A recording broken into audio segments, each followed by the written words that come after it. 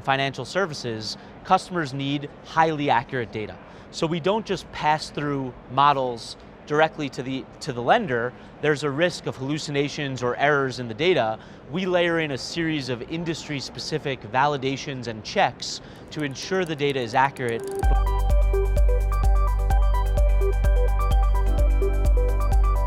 Sam Bobley joins us now for a one-on-one interview here at Money 2020 in Las Vegas, Nevada. Sam is the co-founder and CEO of Ocrolus. Thanks a lot for being here. It's good to have you. Thanks so much for having me. Let's start first and foremost with an introduction to Ocrolus and how you fit into the broader conversation here at Money 2020 this year. For sure. So Ocrolus is a vertical AI company that focuses specifically on lending.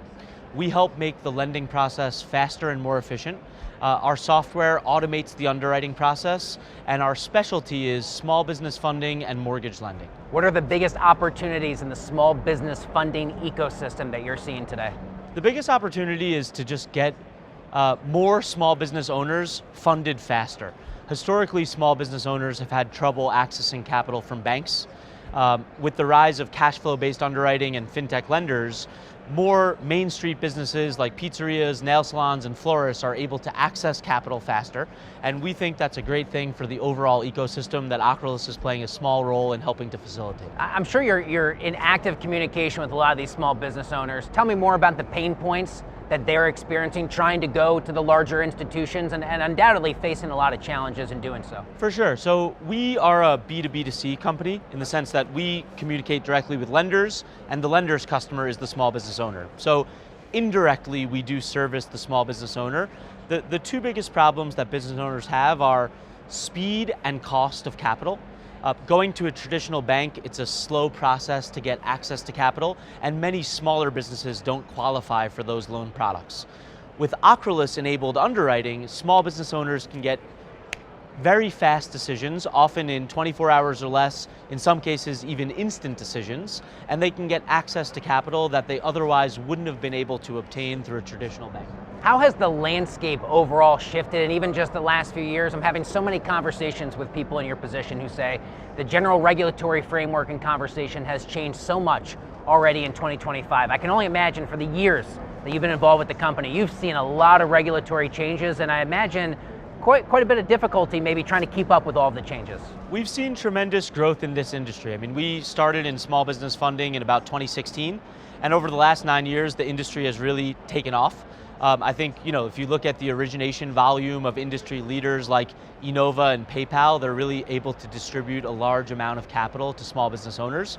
More recently, we've also seen the rise of platform lenders like Shopify or Square, who have embedded capital experiences that might make it much easier for small business owners to access capital. So the ecosystem definitely is changing, and we're excited for continued momentum. In what ways are you using AI? I wouldn't be doing my job if I didn't ask you, but I'm sure in terms of the automated, maybe the client relationship directly, how are you leveraging the new technologies? For sure. So AI has been a fundamental part of Ocrolus' strategy since day one. Our core platform analyzes financial documents like bank statements, pay stubs, tax forms, and so forth. And we do that using a series of different AI technologies. So we build model orchestration technologies that allow us to plug and play the best available AI models for the task at hand. However, importantly in financial services, customers need highly accurate data. So we don't just pass through models directly to the lender. There's a risk of hallucinations or errors in the data. We layer in a series of industry-specific validations and checks to ensure the data is accurate before it's used for a financial decision. So one component of the AI stack is reading documents with over 99% accuracy. A second piece, which is very fascinating, is fraud detection. So fraudsters are getting more sophisticated. One negative of the new AI tools is it's easier to create fake documents, fake identities, and so forth, and our technology helps to combat that.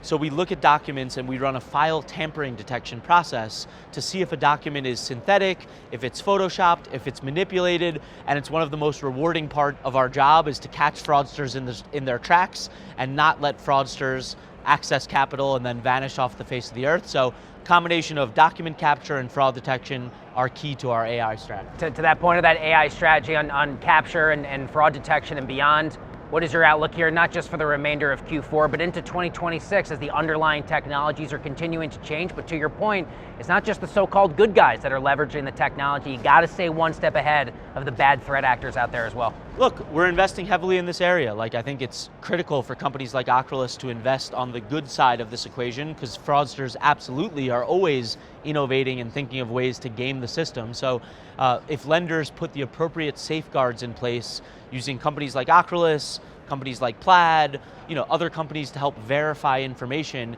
it helps to make it more difficult for fraudsters to get through the hoops. So that's the role in the ecosystem that we're trying to play. Sam Bobley, Ocrolus, thanks a lot for taking the time here at Money 2020. It's great to have you here today. Thank you so much, I appreciate it.